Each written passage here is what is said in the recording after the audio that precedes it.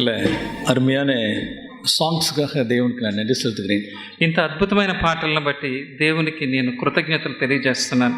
Language தான் புரியல, భాష అర్థం కాలేదు కానీ பட் அந்த ஸ்பிரிட்டை நான் பிடிச்சிக்கிட்டோம். ఆ ఆత్మను మాత్రం నేను గ్రహించగలిగాను. நல்ல ஹோல் ஹார்ட்டடாக பாடுறாங்க, హృదయమంతటితో పాడుతున్నారు, చక్కగా ஸ்பிரிட் ஃபீல்டோட பாடுறாங்க, ఆత్మతో నింపబడి పాడుతున్నారు, நல்ல முழு பலத்தோடு பாடுறாங்க. ఒక పూర్ణ బలముతో పాడుతున్నారు. இதெல்லாம் இங்கேருந்து நாங்கள் எடுத்துகிட்டு போகிறோம். ఇవన్నీ మేము తీసుకుని వెళ్తాం. எங்களுடைய லோக்கல் சர்ச்சில் இதெல்லாம் சொல்லுவோம். వెళ్ళి మా స్థానిక చర్చిల్లో చెప్తాం. எவ்வளோ ஹோல் ஹார்ட்டடாக, எவ்வளோ ஸ்பிரிட் ஃபீல்டாக, லவுடாக, முழு ஸ்ட்ரென்த்தோடு பாடினாங்கிறத சொல்லுவோம். పూర్ణ బలముతో, పూర్ణ ఆత్మతో, ఆత్మతో నింపబడి ఎంత గట్టిగా పాడుతున్నారో అది మేము చెప్తాం. அருமையான சகோதரர்கள் நல்ல அருமையாக சாங்கை கொண்டு போனாங்க. చక్కటి సహోదరులు అందమైన పాటలు పాడారు. ஸோ திருச்சபைக்கான நன்றி உள்ளவர்களாக இருக்கிறோம். సంఘమును బట్టి దేవునికి కృతజ్ఞతలు తెలియజేస్తున్నాను. ஓகே, என்னுடைய இருதயத்தில் உள்ள ஒரு சில வார்த்தைகளோடு பகிர்ந்து கொள்கிறேன். నా హృదయంలో ఉన్న కొన్ని మాటలను నేను మీతో పంచుకోవాలనుకుంటున్నాను. Look chapter 10. లూకా సువార్త 10వ అధ్యాయం వైపు తిప్పుదాం.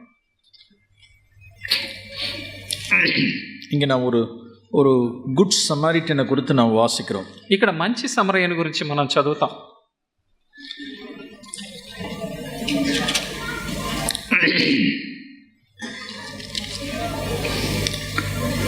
ஜீசஸ் ஒரு பேரபிள சொல்லுவார். வெர்ஸ் 30 சொல்லுவார். 30వ వచనం నుంచి యేసు ప్రభు ఒక ఉపమానాన్ని చెప్తున్నారు. ஒரு கல்லன் கையில் அகப்பட்ட ஒரு எருசலேமிலிருந்து எரிக்கோக்கு போகிற வழியில் கல்லர் கையில் அகப்பட்டவன் ஒருவனை குறித்து சொல்லுகிறார். యెరూషలేము నుంచి యెరికో పట్టణానికి వెళ్తూ దొంగల చేతిలో చిక్కిన ఒక మనిషిని గురించి చెప్తున్నారు. அவன் குற்றுயிரும் காயமாய் கிடந்தான். అతడు దోచుకనబడి ప్రాణములతో కొట్టారు అతన్ని, ప్రాణములతో ఉన్నాడు. ஆசாரியனும் லேவியனும் அவனை கடந்து போயிட்டாங்க. ఒక యాజకుడు లేవీయుడు తన దాటి వెళ్ళిపోయారు. వెర్స్ 33 వాసిக்கிறோம். ఇక్కడ 33వ వచనంలో చదువుతాం. ஒரு சமாரியன் அவனை கண்டு மனதுருகினான். అతడు ఒక సమరయుడు వచ్చి అతను చూశాడు. அவனுக்கு ஃபர்ஸ்ட் எய்ட் எல்லாம் பண்றார். వచ్చి తనకి ప్రథమ చికిత్స అంతా చేస్తున్నాడు. தன்னுடைய வாகனத்தில் ஏற்றிக்கொள்றார். తన వాహనం మీద అతన్ని ఎక్కించుకున్నారు. ஒரு సత్రத்து கொண்டு போகிறார். ఒక సత్రము దగ్గరికి తీసుకెళ్లారు. அதுலேயும் சத்திரம் தானே, పూటకూడు వాళ్ళు. Yes brother. ఓకే, ஒரு சத்திரத்துக்கு கொண்டு போகிறார். ఒక సత్రమునికి తీసుకెళ్లాడు. ఇన్ சத்திரம், இன் సత్రము తెలుగు సత్రం. ఓకే, సత్రத்துக்கு கொண்டு போகிறார். ఒక సత్రమునికి తీసుకెళ్లారు. వెర్స్ 35 వాసిக்கிறோம். 35వ వచనంలో చదువుతాం. மறுநாளிலே, మరుసటి రోజు, ద నెక్స్ట్ డే, మరునాడు. அப்போ என்னாச்சு அப்படின்னா, ఏమైందంటే அப்போ அவர் எங்கே போயிட்டு இருந்தாருன்னு தெரில. அந்த சமாரியன் ஜீசஸ் சொன்னதான அந்த பேரபிளில் he was on the way. அவர் ஒரு ஊருக்கு போயிட்டு இருந்தார். அவருடைய ப்ரோக்ராம் இப்போ என்ன ஆயிடுச்சு அப்படின்னா, ఈ ఉపమానంలో ఈ సమరయుడు ఎక్కడికి వెళ్తున్నాడో తెలీదు. వెళ్ళే మార్గంలో ఏమైందంటే அவருடைய ப்ரோக்ராம் இப்போ கேன்சல். ఇప్పుడు ఆయన ప్రోగ్రాము అంటే ఆయన అనుకున్న ప్రయాణం క్యాన్సిల్ అయిపోయింది. இப்போ இந்த அடிபட்டு கிடந்தவனை கொண்டு வந்து ஒரு சத்திரத்தில் சேர்க்கணும். దెబ్బలు తగిలిన అతను తీసుకొచ్చి ఒక సత్రంలో చేర్చాలి. పూటకోళ్ళ వాళ్ళ దగ్గరికి తీసుకెళ్ళాడు. அப்போ அவருடைய ப்ரோக்ராம் எல்லாம் முடிஞ்சிருச்சு. எல்லாம் అతను అనుకున్న ఆయన కార్యక్రమం అంతా రద్దయిపోయింది. See the concern for the others. ఇతర పట్ల తనకున్న భారమును చూడండి. 2 பணத்தை எடுத்து கொடுக்குறார். అతను తన దగ్గర ఉన్న డబ్బు తీసి ఇస్తున్నాడు. 2 பணம், 2 కాసులు. அதை அந்த சத்திரத்தான் கையில் கொடுக்குறார். అతను ఆ పూటకోండు వాళ్ళకి ఇచ్చాడు. நீ 2 దేనారములు తీసి, நீ உன்னை விசாரித்துக்கொள், ఇతన్ని పరామర్శించండి. அதிகமாய் ஏதாகிலும் இவனுக்காக நீ செலவழித்தால், నీవు ఇంకేమైనాను ఖర్చు చేసిన ఎడలా, இந்த 2 பணமே போதும், ఈ 2 దేనారాలే సరిపోతుంది, இதற்கு அதிகமாய் நீ செலவு பண்ண அப்படின்னா, ఇది కాకుండా ఇంకా ఎక్కువగా మీరు ఏమన్నా ఖర్చు పెడితే, நான் போயிட்டு திரும்பி வரும்பொழுது உனக்கு நான் கொடுப்பேன், నేను వెళ్ళి తిరిగి వచ్చేటప్పుడు మీకు తిరిగిస్తాను. Praise Lord, praise the Lord. ஒரு சமாரிட்டனை குறித்து ஆண்டவர் சொன்னதான பேரபிள். ఒక సమరయుడి గురించి దేవుడు చెప్పిన ఒక ఉపమానం. பிரியமானவர்களே, ప్రియమైన వారలారా, இப்போ நம்ம குண்டூர் பட்டணத்தில் இருக்கோம். ఇప్పుడు మనం గుంటూరు పట్టణంలో ఉన్నాం. இங்கே எவ்வளவோ பிசாசனுடைய கைகள் அடிபட்ட குத்துயிரும் கொலையுருமாய் இருக்கிறவர்களை சமாரிட்டன் எங்கே கொண்டு வந்து சேர்க்கணும்னு விரும்புவார். ఎంతో మందిని ఇక్కడ గాయపడ్డ వారిని సైతాను పట్టుకోవాలని చూస్తున్నాడు. எந்த சத்திரத்தில் நான் இவனை கொண்டு போனால் இவனை நித்தியம் வரைக்கும் சேதமில்லாமல் விசாரித்துக் கொள்வார்கள். ఈ సమరయులు ఏ సత్రానికి తీసుకెళ్తే వీళ్ళని ఈ గాయపడ్డ వారిని పరలోకమునికి తీసుకెళ్ళడానికి మార్గం అవుతుంది. எஸ், ஜீசஸ் அப்படிதான் இருக்கார். యేసుప్రభు ఆ విధంగానే ఉన్నారు.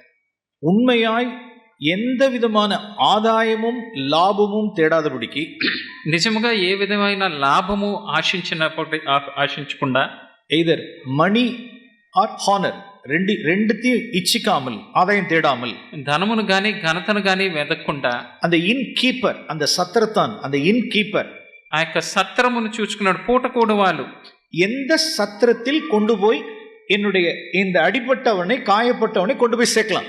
ఈ దెబ్బలు తగిలిన వాళ్ళని ఏ పూటకమును వాళ్ళ దగ్గరికి తీసుకెళ్లి అక్కడ చేర్చాలి. Yes, God is looking for. దేవుడు ఎదురు చూస్తున్నారు ఆ విధంగా. இந்த குண்டூர்ல நிறைய சத்திரங்கள் இருக்கலாம். ఈ గుంటూరులో చాలా సత్రాలు ఉండొచ్చు, చాలా పూటకూడు వాళ్ళు ఉండొచ్చు. எந்த சத்திரத்தில் கொண்டு போய் விடலாம்? ఏ సత్రమునికి తీసుకువెళ్ళి వీళ్ళని పెట్టాలి? யார் ஆதாயம் தேடாமல், ఎవరు లాభం ఆశించకుండా, தனக்கானதை தேடாமல், తన కోసం ఆశించకుండా, பிறனுக்கானவைகளை தேடுகிறதான சத்திரத்தான் யார்? ఇతరుల కోసమే ఆశపడేవారు. అటువంటి సత్రము ఎక్కడ? அப்படிப்பட்டதான சத்திரத்துக்கு தான் என்ன செய்வார்? கொண்டு வந்து சேர்ப்பார். అటువంటి పుట్టుకుని వాళ్ళ దగ్గరికి తీసుకెళ్లి చేరుస్తారు. லோக்கல் ரெஸ்பான்சிபிள் பிரதர்ஸ், స్థానికంగా బాధ్యతలో ఉన్న సహోదరులు, நாம் இதை சிந்தையில் வைக்கணும். நாம వారిని గురించి మనం ఆలోచించాలి. ஆண்டவரே, என்னை நம்பி இந்த சபையை நம்பி நீங்க கொண்டு வந்து சேர்த்திருக்கீங்க. ప్రభువా, ఈ సంఘమును నమ్మి మీరు తీసుకొచ్చి ఇక్కడ చేర్చారు. ரெண்டு பணத்தை கொடுத்துருக்கீங்க. வேற 2 దినారములు కూడా ఇచ్చారు. நான் அந்த 2 பணத்தை நான் இப்படிதான் பாக்குறேன். ఆ 2 దినారాలను నేను ఇప్పుడే చూస్తున్నాను. ஒன்னு வேர்ட் ஆஃப் காட், ఒకటి దేవుని వాక్యము, இன்னொன்னு ஹோலி ஸ்பிரிட், రెండోది పరిశుద్ధాత్మ. சோலையும் கொடுத்து, ஆத்மாவையும் கொண்டு கொடுத்து. ఆత్మని తీసుకొచ్చి ఇచ్చారు. ஆத்மா யார் கொண்டு வந்தா? ఆత్మని ఎవరు తీసుకొచ్చారు? நாமல்ல, சமாரியன் கொண்டு வந்தார். మనం కాదు, సమరయులు తీసుకొచ్చారు. మంచి సమరయుడు తీసుకొచ్చారు. ஒருவரும் என்ன சொல்லக்கூடாது அப்படின்னா, நான் உன்னை சபைக்கு உன்னை நடத்தினேன்னு சொல்லக்கூடாது. ఎవరు కూడా నేను వీళ్ళని తీసుకొచ్చానండి సంఘానికి అని చెప్పకూడదు. நான் தேவனை தேடினேன்னு சொல்லக்கூடாது. నేను దేవుడిని వెతికానని చెప్పకూడదు. நானாகவே சபைக்கு வந்தேன்னு சொல்லக்கூடாது. నేనే నా అంతట నేనే సంఘంకి వచ్చానని చెప్పకూడదు. That is foolishness and pride. అది కేవలం బుద్ధిహీనత, గర్వం మాత్రమే. ஆண்டவர் தான் நம்மளை சபைக்கு கொண்டு வந்தார். ప్రభువే మనల్ని సంఘానికి, సభకి తీసుకొచ్చారు. நாம் பிசாசுனுடைய கையில் அகப்பட்டவர்களா இருந்தோம். మనం సైతాన్ చేతిలో చిక్కుకుని ఇరుక్కున్న వారి కింద ఉన్నాం. அவர் நம்மை தேடி வந்து நம்மளை சத்திரத்துல கொண்டு வந்து சேர்த்திருக்கிறார். దేవుడు మనల్ని వెతుక్కుంటా వచ్చి తీసుకుని వచ్చి సత్రములో చేర్చారు. சில தமிழ்நாட்டில் சில பாஸ்டர்ஸ் எல்லாம் நான் அறிவேன். తమిళనాడులో కొంతమంది పాస్టర్ల గురించి నేను విన్నాను. அவர்கள் ஜனங்களை பயமுறுத்தி வச்சிருப்பாங்க. వాళ్ళు మనుషుల్ని భయపెడుతూ ఉంటారు. நான் உன்னை சர்ச்சுக்கு லீட் பண்ண தெரியுமா? నేను చర్చికి తీసుకొచ్చాను తెలుసా? நான் உனக்கு ஞானஸ்தானம் கொடுத்தேன் தெரியுமா? నేను మీకు బాప్తిసం ఇచ్చాను తెలుసా? நான் உன்னை இத்தனை வருஷமா உன்னை நடத்தியிருக்கேன் தெரியுமா? ఇన్ని సంవత్సరాలు నిన్ను నడిపించింది నేనే తెలుసా? நான் உனக்கு திருமணம் பண்ணி வச்சேன் தெரியுமா? నీకు పెళ్లి చేసింది కూడా నేనే తెలుసా? எல்லாமே நாம்பாங்க. ప్రతి దాంట్లో నేను నేను నేను నేను అనే ఉంటుంది. எல்லாம் foolish things. అంత వెర్రి మాటలు, వెర్రి. ஒருபோது இப்படி நாம் நினைக்க கூட கூடாது. ఒక్కసారి కూడా మనం ఆ విధంగా ఆలోచించకూడదు. குட் சமாரிட்டன் அப்படியே கொண்டு வர்றார், உள்ளார கொண்டு வந்து சேர்க்கிறார். మంచి సమరయుడు ఆయనే లోపలికి తీసుకొచ్చి మనుషుల్ని చేరుస్తున్నారు ఇక్కడ. ஃபார் எக்ஸாம்பிள், ఉదాహరణకి இப்ப நான் சிஎஃப்சி சர்ச்சுக்குள்ள வருவதற்கு முன்னதாக, నేను సిఎఫ్సి సంఘంకి రావడానికి ముందుగా, எப்பொழுதிலிருந்தே கர்த்தர் இதை வந்து ஸ்டார்ட் பண்ண ஆரம்பிச்சிட்டாருன்னா, என்ன கிறிஸ்துக்குள்ள என்ன கொண்டு வரதுக்கு முன்னால தேவனுடைய இட்டர்னல் பிளான் எப்ப இருந்தே ஸ்டார்ட் பண்ணாரு. ఇది నువ్వు సంఘమునకు రాకముందే దేవుడు తన ప్రణాళికని అంతకు ముందుగానే ఎప్పుడో ప్రారంభించారు. என்னுடைய ஃபர்ஸ்ட் ஸ்டாண்டர்ட்னுடைய, நான் ஒரு ஹிந்து பேக்ரவுண்ட்லேருந்து வந்தேன். నేను ఒక హైందవ వృత్తాంతం నుంచి వచ్చాను. என்னோட ஃபர்ஸ்ட் ஸ்டாண்டர்ட் டீச்சர் ஒரு கிறிஸ்டியன் டீச்சர். నా మొదటి తరగతి టీచరు, ఫస్ట్ క్లాస్ టీచరు, ఒక క్రైస్తవ టీచరు. ఓకే, அவங்க அதில் ஒரு பார்ட்டாக இருக்காங்க. అందులో వారు దేవుని ప్రణాళికలో ఒక భాగమై ఉన్నారు. அதுக்கப்புறம் நான் 6th ஸ்டாண்டர்டில் ஒரு ஒரு கிறிஸ்டியன் ஸ்கூல்ல நான் படித்தேன். తర్వాత 6వ క్లాస్కి నేను ఒక క్రిస్టియన్ స్కూల్లో చదివాను. அது 2வது காரியம். అది రెండవ భాగం. அதற்கு பிறகு இன்னொரு காரியம். తర్వాత ఇంకొక విషయం. அதுக்கு பிறகு இன்னொரு காரியம். తర్వాత ఇంకొక విషయం. அதுக்கப்புறம் ஒரு கிறிஸ்டியன் ஃப்ரெண்ட் ஒருத்தர், తర్వాత ఒక క్రైస్తవుడైన ఫ్రెండ్ దొరికారు. ஒரு கிறிஸ்டியன் ஃப்ரெண்ட் மூலமா காஸ்பல் கிடைச்சது. ఇంకో క్రైస్తవ సహోదరుడు ఫ్రెండ్ ద్వారా ఈ యొక్క సువార్త అందింది. ஒரு சர்ச்சில் பேப்டிஸ்ட் எடுத்தேன். ఒక సంఘములో ఒక చర్చిలో బాప్తిసం తీసుకున్నాను. இன்னொரு சர்ச்சில் மினிஸ்ட்ரி செஞ்சேன். ఇంకో సంఘములో సేవ చేశాను. இன்னொரு சர்ச்சில் மினிஸ்ட்ரி செஞ்சேன். తర్వాత ఇంకో సంఘములో సేవ చేశాను. இப்படியே எங்கெங்கயோ சுத்திட்டு வந்திருக்கோம். ఎక్కడెక్కడో చుట్టి తిరిగి వస్తున్నా. தேவன் நம்மளை ரட்சிப்பதற்கு எங்கிருந்தே ஸ்டார்ட் பண்ணியிருக்காரு அப்படின்னா, దేవుడు మనల్ని రక్షించడానికి ఎక్కడ ప్రారంభించారంటే நம்மளுடைய குழந்தை பருவத்திலிருந்தே வராரு. మనం పుట్టినప్పటి నుంచి చిన్నప్పటి నుంచే ఆయన వస్తూనే ఉన్నారు. అలాగా இப்ப நம்ம யாராவது சபைக்குள்ள வர்றோம்னு வச்சுங்க, ఇప్పుడు ఎవరైనా సంఘమునికి ఇలా వచ్చారనుకుందాం. சில பாஸ்டர்ஸ் மேன்மை பாராட்டுறாங்க. కొంతమంది పాస్టర్లు అంటారు, நான் தான் உன்னை கிறிஸ்துக்குள்ள உன்னை நடத்தினேன், నేనే మిమ్మల్ని క్రైస్తవుల్లోకి నడిపించాను. அது நித்தியத்துல போனாதான் தெரியும். అది మనం పరలోకంలోకి వెళ్ళిన తర్వాత తెలుస్తుంది. அந்த சர்க்கிள்ல ఆ యొక్క వృత్తములో நம்மளை நித்தியத்துல கொண்டு வந்து சேர்க்கறதுக்கு தேவன் பயன்படுத்தினதான அந்த சர்க்கிள்ல அந்த பாஸ்டர் 137வது ஆளா இருக்கலாம். ఆ యొక్క నిత్యత్వంలో మనం చేరడానికి అక్కడున్న వృత్తములో ఆ పాస్టర్ గారు 137వ వ్యక్తి అవ్వచ్చు, அது 100வது ஆளா இருக்கலாம், లేకపోతే 100వ వ్యక్తి అవ్వచ్చు, 10வது ஆளா இருக்கலாம், 10వ వ్యక్తి అవ్వచ్చు, 10వ వ్యక్తి అవ్వచ్చు. எவ்வளவு பேரை தேவன் பயன்படுத்திருக்கலாம். ఎంతో మందిని దేవుడు అలాగా చేయొచ్చు. இந்த க்ளூ கொஞ்சம் கூட பாஸ்டர்ஸ்க்கு இருக்கிறது இல்ல. ఈ యొక్క ఆలోచన కొంచెం కూడా పాస్టర్లకు ఉండట్లేదు. அவர்கள் என்ன சொல்லுவாங்க அப்படின்னா, వాళ్ళు ఏమంటారంటే நான் தான் உன்னை ரட்சித்தேன் அப்படி. నేనే నిన్ను రక్షించాను. utter foolishness and utter pride. ఇది ఎంత బుద్ధిహీనము, ఎంత గర్వము. பிரியமானவர்களே, ప్రియమైన వారు, அப்படி அந்த பாஸ்டர்ஸ்னுடைய சிந்தை நமக்கு இருந்திரக்கூடாது. అటువంటి ఆలోచన పాస్టర్లకు ఉన్నటువంటి ఆలోచన మనకు ఉండకూడదు. நம் கிறிஸ்து சபைக்கு கொண்டு வந்தார். యేసు ప్రభువే సంఘమునికి మనుషులను తీసుకొచ్చారు. நல்ல சமாரியன் சபைக்கு சத்திரத்துக்கு கொண்டு வந்தார். మంచి సమరయుడు ఈ యొక్క సత్రములోనికి పూటకూలు మన దగ్గరికి తీసుకొచ్చారు. அவர் என்ன செய்யறார் அப்படின்னு 2 பணத்தை வேற கொடுக்கிறார். ఆయన ఏం చేశారంటే 2 ధ్యానారములు కూడా ఇస్తున్నారు. வேர்ட் ஆஃப் காட் அவருடையது, దేవుని వాక్యం ఆయనదే, ஹோலி ஸ்பிரிட் அவருது, పరిశుద్ధాత్మ ఆయనదే. எஸ், இப்ப நான் மினிஸ்ட்ரி பண்ணு அப்படின்னு சொல்றார். ఇప్పుడు నా సేవ చెయ్యి అని చెప్తున్నారు. இவனை விசாரித்துக்கொள், ఈయన పరామర్శించు, அதிகமாய் ஏதாகிலும் செலவழித்தால், ఇంకా నీకు ఏదైనా ఎక్కువ ఖర్చు పెడితే. அப்ப அந்த வார்த்தையில என்ன இருக்கு அப்படின்னா, అంటే ఆ వాక్యంలో ఏముందంటే நாம் செலவு பண்ண வேண்டியதாகவும் இருக்கும், అంటే మీరు ఖర్చు చేయవలసి కూడా వస్తుంది. அப்ப கனவு என்ன கணக்குன்னா வரவு கணக்கு கிடையாது, ஆதாயம் இல்ல, லாபம் இல்ல. ఈ లెక్క ఏంటంటే మనకి ఎంత ఆదాయం వస్తుందో అన్నది లెక్క కాదు. అక్కడ நாம் செலவு பண்ணுகிறவர்கள், మనం ఎంత ఖర్చు చేస్తున్నామో అన్నది లెక్క. ఎల్డర్స్ రెస్పాన్సిబుల్ బ్రదర్స్ மட்டும் இல்ல, పెద్దలు బాధ్యత కలిగిన సహోదరులు మాత్రమే కాదు, சத்திரத்தில் உள்ள ஒவ்வொருவரும் செலவு பண்ணுகிறவர்கள். సంఘములో ఉన్న సత్రములో ఉన్న ప్రతి ఒక్కరూ కూడా ఖర్చు చేయవలసి ఉంది. ஆதாயம் தேடக்கூடாது, ఆదాయం లాభం ఆశించకూడదు. இந்த சர்ச்சுக்கு வந்தா எனக்கு என்ன ஆதாயம், ఈ సంఘమునికి వస్తే నాకేంటి లాభం. இன்னைக்கு வெளி சர்ச்சஸ்லாம் இன்னைக்கு டைத் வசூல் பண்றாங்க. బయట సంఘములకు వెళ్తే 10వ వంతు తీసుకుంటున్నారు. కంపల్సరీగా ఆఫరింగ్ எடுக்கறாங்க, ఖచ్చితంగా కానుకలు పడుతున్నారు. Compulsory offering, tithe offering, tithe తప్పనిసరి కానుకలు, తప్పనిసరి 10వ వంతులు ఇవ్వడాలు. ఓకే, ఇంక அதெல்லாம் இல்ல, இங்க ఇక్కడ అవేమి లేదు. కంపల్సరీ ఆఫరింగ్லாம் இல்ல, ఖచ్చితంగా మనం కానుకలు ఇవ్వాల్సిన అవసరం లేదు. టైత్ இல்ல, 10వ వంతులు ఇవ్వడం లేదు. పర్వాలేదు, எனக்கு లాభం, పర్లేదు నాకు లాభమే, அந்த நோக்கத்துக்கு வரக்கூடாது. అటువంటి ఉద్దేశంతో రాకూడదు సంఘానికి. இந்த சர்ச்சில் இருந்தா, ఈ సంఘంలో ఉన్నాను, என்னுடைய பிள்ளைகள்லாம் நல்ல ஒழுக்கமுள்ள ஒபீடியன்ட் பிள்ளைகளா இருப்பாங்க, నా పిల్లలు చాలా చక్కటి విధేయులైన పిల్లల కింద ఉన్నారు, அதுக்காக நான் வர்றேன், అందుకే నేను ఈ సంఘానికి వస్తున్నాను. இந்த சர்ச்சுக்கு வந்தா ఈ సంఘమునికి వచ్చాను, என்னுடைய వైఫ్ எனக்கு సబ్మిట్ பண்ணி இருப்பா, నా భార్య నాకు లోబడి ఉంటుంది, அதனால என் వైఫ్ ని அழைச்சிட்டு வரேன், అందుకే నా భార్యను నేను తీసుకొస్తున్నాను. நான் இந்த சர்ச்சில் இருந்தா నేను ఈ సంఘములో ఉన్నాను, என்னுடைய பிள்ளைகளுக்கு ஏற்ற லைஃப் பார்ட்னர் கிடைக்கும், నా పిల్లలకి మంచి జీవిత భాగస్వామి దొరుకుతారు. ఇదే మరి సో మెనీ ఎక్స్పెక్టేషన్స్. ఈ విధంగా చాలా మంది అలా ఎదురు చూడడం. ప్రియమానవులే, జీరో ఎక్స్పెక్టేషన్ இருக்கணும். ప్రియమైన వారలారా, సున్నా, అసలు మనం ఆశించడం అనేది అసలు ఏమీ ఉండకూడదు, శూన్యం. ఆండవరే, నా sinner, such a రిచెడ్ sinner I am.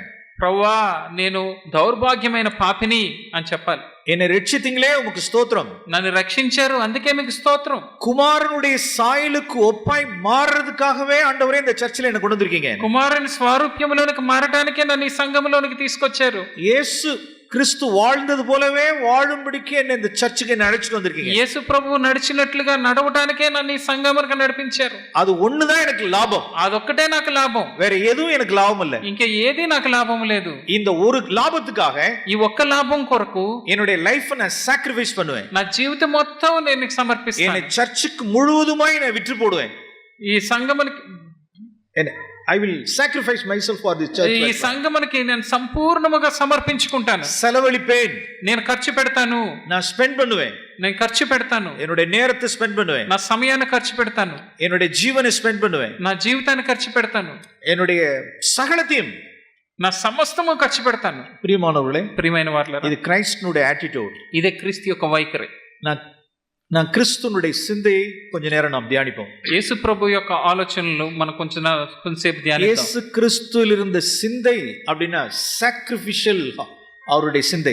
యేసు ప్రభు యొక్క ఆలోచనలు ఎలా ఉంటాయి అంటే త్యాగంతో కూడిన ఆలోచనలు. பெருணுக்கானவைகளே தேடின சிந்தை. ఇతరుల కొరకు మాత్రమే ఆలోచించే ఆలోచనలు. జీసస్ இந்த பூமிக்கு வந்ததே தன்னை செலவு பண்றதுக்காக வந்தார். యేసు ప్రభు ఈ లోకానికి రావడమే తాను ఖర్చు చేసుకోవడానికే వచ్చారు. సాక్రిఫైస్ பண்றதுக்காக வந்தார். త్యాగం చేయడానికే వచ్చారు. பிரியமானவர்களே, கிறிஸ்துனுடைய சிந்தை. అది క్రైస్తవుని యొక్క ఆలోచన ఉండాలి. இது பொறுப்புள்ள சகோதரர்களிலிருந்து சகோதரிகளிலிருந்து வாலிபர்கள் எல்லாருக்கும் இந்த சிந்தை இருக்கணும். ప్రతి సహోదరుడికి సహోదరికి యవనస్తులకి ప్రతి ఒక్కరికి ఈ ఆలోచన ఉండాలి. நாம் கிறிஸ்துனுடைய சிந்தை நாம் ஒரு சில வார்த்தைகளை நாம் தியானிக்கலாம். యేసు ప్రభు యొక్క ఆలోచనల గురించి కొన్ని వాక్యాలు మనం ధ్యానిద్దాం. எதெல்லாம் நம்ம செலவு பண்ணணும், ఏదేది మనం ఖర్చు చేయాలి, எதெல்லாம் நம்ம சாக்ரிஃபைஸ் பண்ணணும், ఏదేది మనం త్యాగం చేయాలి. ஃபார் எக்ஸாம்பிள், ఉదాహరణకి జాన్ చాప్టర్ 3, యోహాను సువార్త 3వ అధ్యాయము. ஜீசஸ் லேட் நைட் நிக்கோதோமி என்ற ஒரு பிஷப் மீட் பண்ண வர்றாரு. ఒక అర్ధరాత్రి పూట నికోదేమని ఒక యాజకుని యేసు ప్రభు కలుస్తున్నారు. జాన్ చాప్టర్ 3, యోహాను సువార్త 3వ అధ్యాయము ఫస్ట్ వర్స్ 1 లో వాసిக்கிறோம். మొదటి వచనంలో మనం చదువుతున్నాం. அவன் ஒரு ఫారిసీ. ఈయన ఒక పరిసయ్యుడు. அவன் எப்ப வந்தான் அப்படிங்கிறது ఆయన ఎప్పుడు వచ్చాడు అంటే వెర్స్ 2 లో వాసిக்கிறோம். రెండవ వచనంలో చదువుతాం. ராக்காலத்தில் இயேசுவினிடத்தில் வந்தான். అతడు రాత్రి యందు ఆయన యొద్దకు వచ్చి. ஏன் பகல்ல வர்றது? పగలు ఎందుకు రాలేదు? பகல்ல வந்தா அவ்வளவுதான். அவருக்கு ஏன்னா இயேசுவை பார்க்க பகல்ல போனான்னு தெரிஞ்சிருச்சுன்னா அவருக்கு பிரச்சனை, அவருக்கு ப்ராப்ளம். యేసు ప్రభు పగలు ఎందుకు రాలేదంటే పగలలో వచ్చి యేసు ప్రభువుని కలిశాడు అని ఇతనికి తెలిసిందంటే ఆయనకి కష్టం. ஆகையினால் அவர் பிஷப்பா அதிகாரியா இருந்தபடினால் ఆయన అధికారిగా ఉండడాన్ని బట్టి எப்ப வந்தார்? ఎప్పుడు వచ్చారు? లేట్ నైట్ வந்தார். ఆఖరికి చాలా రాత్రి అయిన తర్వాత వచ్చారు. அப்ப జీసస్னுடைய స్లీప్, అప్పుడు యేసు ప్రభు నిద్ర ఏంటి? அவ்வளவுதான். అంతే. ఇంకా he has to sacrifice his sleep. ఆయన నిద్రని ఆయన త్యాగం చేయాల్సి వచ్చింది. சிலர்லாம் இருக்காங்க, చాలా కొంతమంది ఉంటారు, அவங்களுடைய பகல்ல அவங்களுடைய வேலையெல்லாம் முடிச்சிருவாங்க. పగలు వాళ్ళ పనులన్నీ పూర్తి చేసుకుంటారు. எல்லாம் தனக்கானது தேடிடுவாங்க. తన కోసం అన్ని వెతుక్కుంటారు పగలు. நிக்கோதேமு ஆரம்ப நாட்கள்ல எப்படி இருந்தார்? నికోదేము తను ప్రారంభించిన ఆరంభ దినంలో అలా ఉన్నాడు.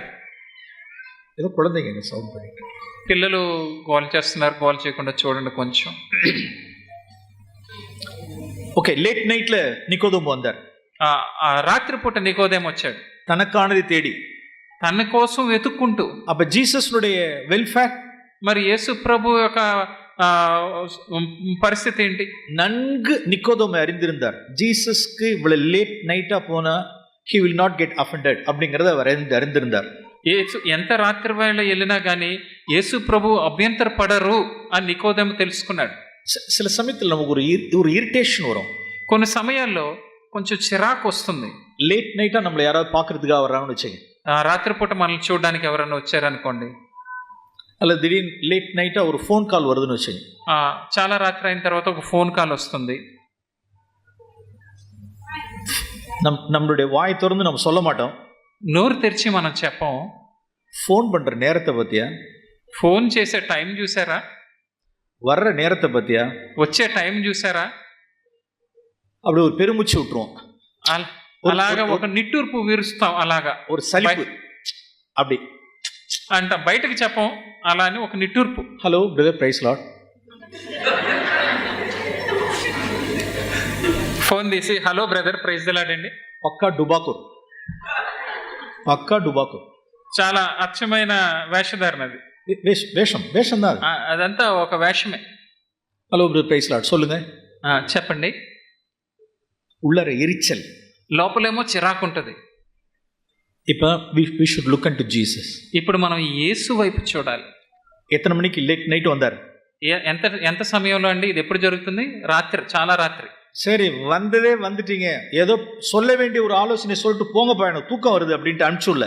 నువ్వు ఏదో రావడం ఏదో వచ్చావు కానీ చెప్పాల్సింది ఏదో చెప్పి తొందరగా వెళ్ళు, నాకు నిద్ర వస్తుందని చెప్పి పంపించేయలేదు. నో, అలా అని పంపించలేదు. Dead work, we should not do any dead work. ఏది మృతమైన పని మనం చేయకూడదు.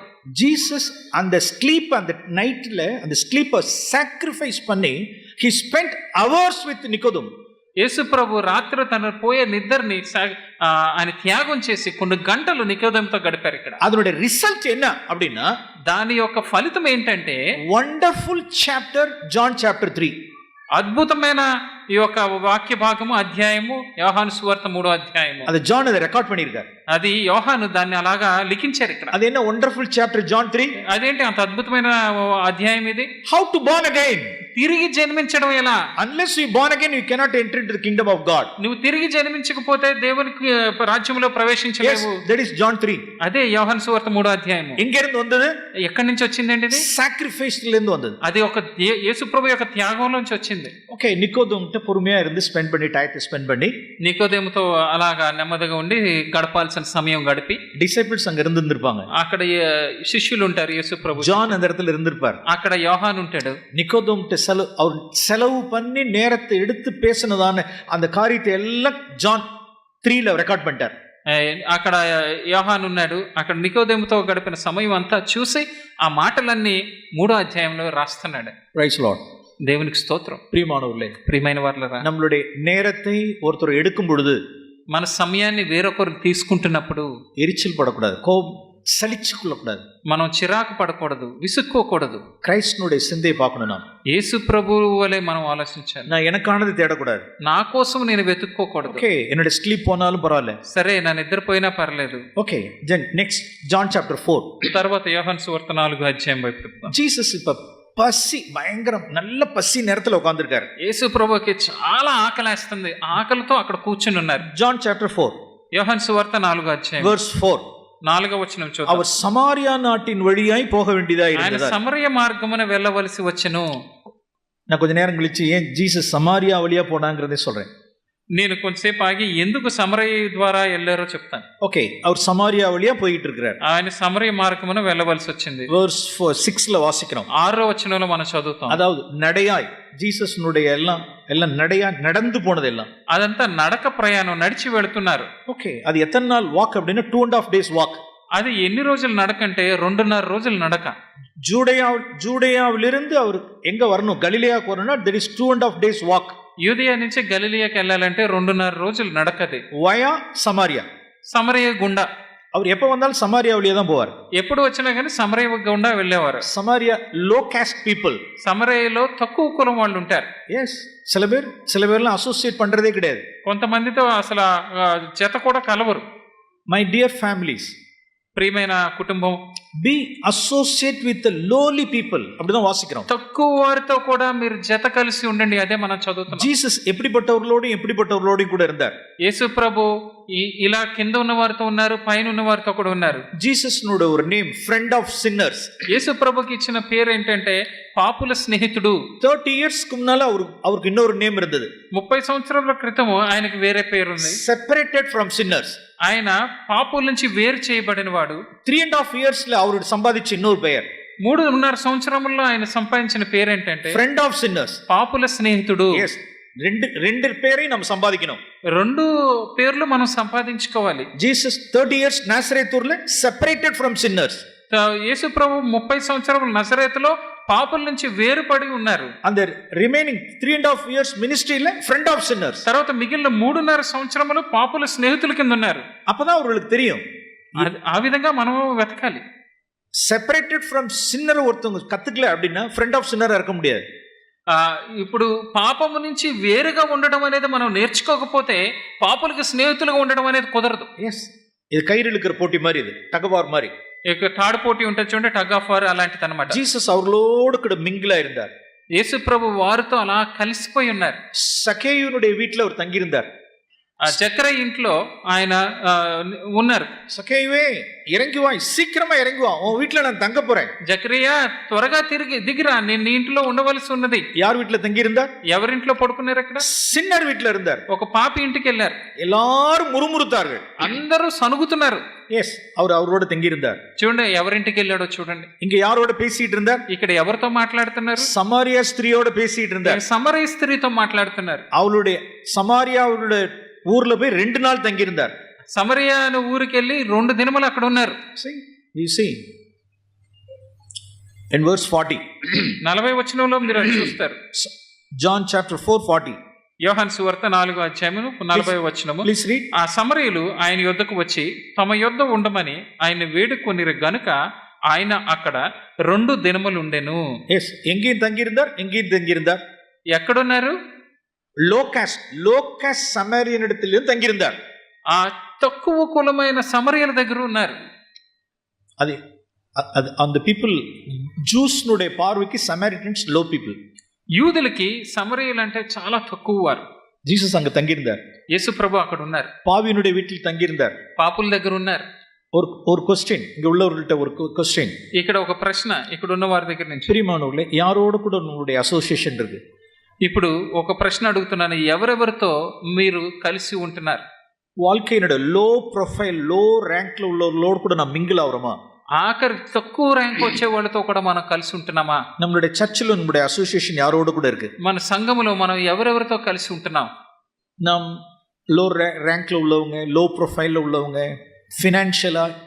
ஃபினான்ஷியலி எக்கனாமிக்கலி சோஷியலி யாராவது லோ தட்டில் இருந்தாங்க, அவங்கள డిస్పైస్ பண்றோம் அப்படின்னு சொன்னோம்னா, సమాజంలో తక్కువగా ఉన్నవారిని, ఆర్థికంగా తక్కువగా ఉన్నవారిని, తక్కువ చదువు ఉన్నవారిని చూసి మనం తిరస్కారంగా చూస్తున్నామంటే, I said unto you in the name of Jesus, you are not at all born again. యేసు ప్రభు నామములో నేను చెప్తున్నాను, నువ్వు తిరిగి జన్మించిన వ్యక్తివే కాదు. We should repent. నువ్వు దాని విషయమే పశ్చాత్తాపడాలి. జీసస్ னுடைய attitude அதுக்கு இல்ல. యేసు ప్రభు వైఖరి అది కాదు. அவர் கீழ் தட்டில் இருந்தார். ఆయన తక్కువ స్థితిలో కూడా ఉన్నారు. அவருடைய డిసైపుల్స్ எல்லாம் மேக்ஸிமம் யார் அப்படின்னா எல்லாம் ஃபிஷர்மேன். ఆయనకు శిష్యులు అధికంగా ఉన్నవారు ఎవరంటే జాలర్లు, எல்லாம் இல்லிட்ரேட் பீப்புள். వాళ్ళు విద్య లేని పామరులు. இல்லிட்ரேட் பீப்புளோடையும் ஃபிஷர்மேனோடையும் சின்னர்ஸோடையும் லோ காஸ்ட்ல உள்ளதான் ஜீசஸ் அசோசியேட் பண்ணிட்டு இருந்தார். విద్య లేని పామరులతోనూ, పాపులతోనూ, తక్కువ కులం వాళ్ళతోనూ యేసు ప్రభు కలిసి ఉన్నారు. This is Christ likeness. ఇదే క్రీస్తు వలె ఉండడం అంటే. அவர் வாழ்ந்தபடி நாம் வாழ வேண்டும்.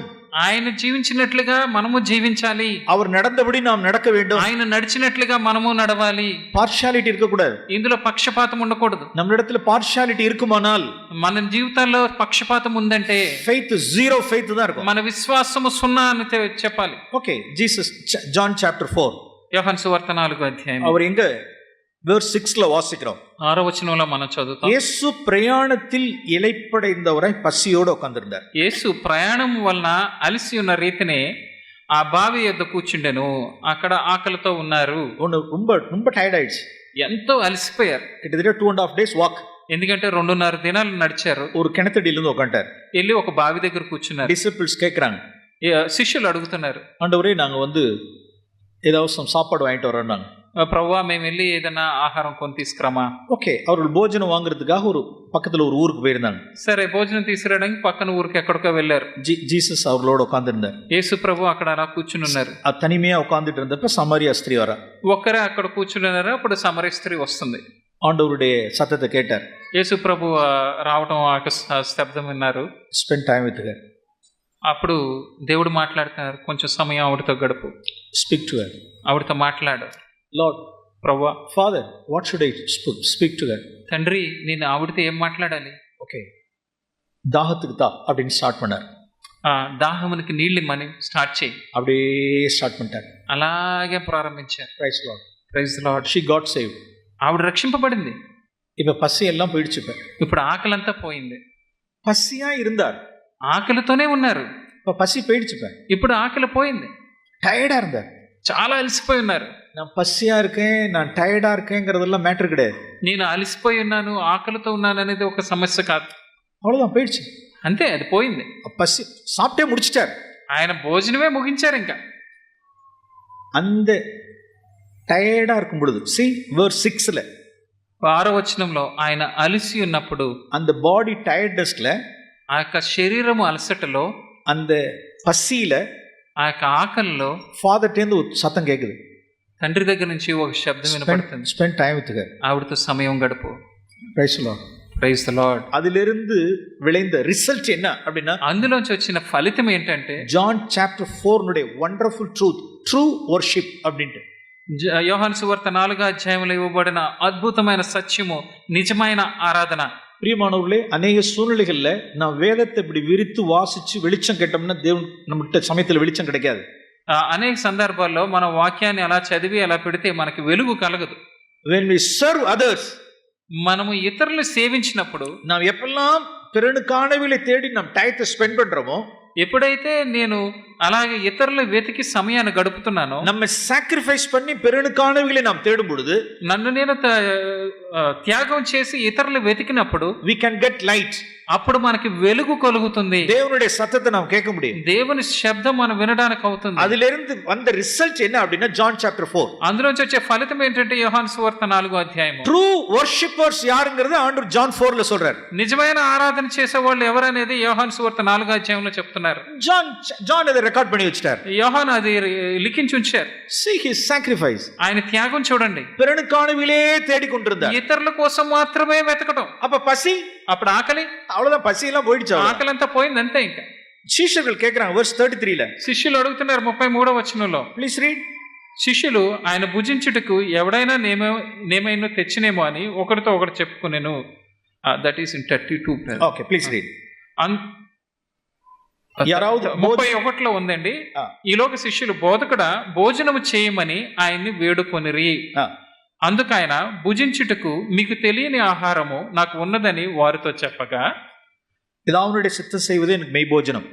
తండ్రి యొక్క చిత్తము చేయడమే ఆయన ఆహారం. அவ்வளவுதான், பசி எல்லாம் போயிடுச்சு. அப்ப ఇంకంతే, ఆకలంతా పోయింది. Praise Lord. దేవునికి స్తోత్రం.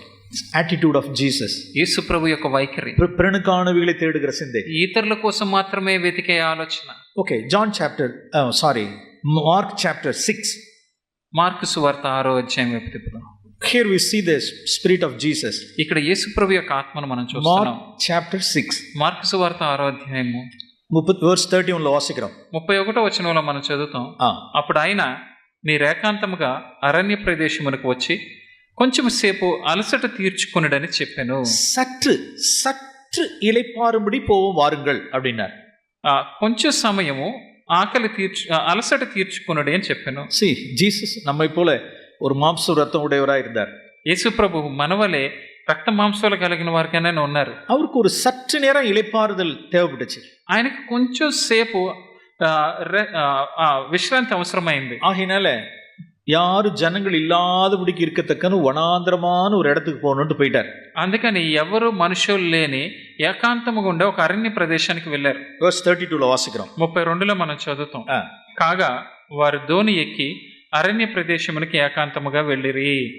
33 వారు వెళ్ళుచుండగా జనులు చూచి అనేకులు ఆయనను గుర్తెరిగి సకల పట్టణముల నుండి అక్కడికి కాలి నడకన పరిగెత్తి వారికంటే ముందుగా వచ్చిరి. நல்லா இருக்குல்ல இந்த சீன். ఇక్కడ చూడండి, see the scene. ఇక్కడ సీన్ ఎలా ఉందో చూడండి. జనங்களிடத்திலிருந்து சற்று நேரம் இளைப்பாறும்படிக்கு ஒரு వనాంతరத்துக்கு బోట్ ఏరి పోనారు. మనుషుల దగ్గర నుంచి కొంచెం విశ్రాంతి కోసమని ఒక బోట్ ఎక్కి వెళుతున్నారు. ఓడ జనங்கள் என்ன செஞ்சிட்டாங்க அப்படின்னா, మనుషులు ఏం చేశారంటే అప్పుడు ரொம்ப ஷூடா, వాళ్ళు చాలా తెలివిగా ఉన్నారు. జీసస్ బోట్ల ఏరి అక్కరేలో పోయి చేరறதுக்கு முன்னாலே, యేసు ప్రభు ఆ యొక్క దోణి ఎక్కి అక్కడికి చేరడానికి ముందుగానే ஜனங்கள் கால்நடையாகவும் தீவிரமாக ஓடி அவருக்கு முன்னால கொண்டு போய் போட்ல இறங்குற லார்ட் ஜீசஸ் வாங்க அப்படின்னு கூப்பிடுறாங்க. వాళ్ళు కాళ్ళు నడకన పరిగెత్తుకుని ఈ యొక్క బోట్ కంటే ముందుగా పరిగెత్తుకుని వెళ్ళిపోయి యేసుప్రభు రెండైనా అక్కడికి వెళ్ళి యేసుప్రభుని ఆహ్వానిస్తున్నారు. உடனே ஜீசஸ் அவங்க இருந்து பார்த்துட்டு அப்படி தலையில அடிச்சுக்கல. యేసుప్రభు అప్పుడు వాళ్ళని చూసి అయ్యో అని చెప్పి తల కొట్టుకోలేదు. உங்க தொல்லெல்லாம் வேணான்னு சொல்லிட்டு தான் நான் இங்க வந்தேன். మీ యొక్క ఈ గుంపు వద్దనే కదా నేను అక్కడికి వెళ్ళాను. ఇంకే வந்துட்டீங்களா? இங்க ఇక్కడ కూడా వచ్చారా మీరు? விடமாட்டீங்களா? నన్ను వదలరా? కొంచెం కూడా రెస్ట్ எடுக்க விட மாட்டேங்கிறீங்களா? కొంచెం కూడా విశ్రాంతి తీసుకోవడానికి వదలరా? సో తింకే வந்தீங்களா? మీరు తినడానికే వచ్చారా? భోజనத்துக்கா வந்தீங்களா? బోట్ ఎక్కడానికి భోజనానికే వచ్చారా?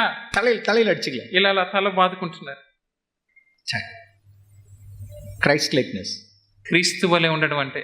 మనదురుగి. See the word, next word.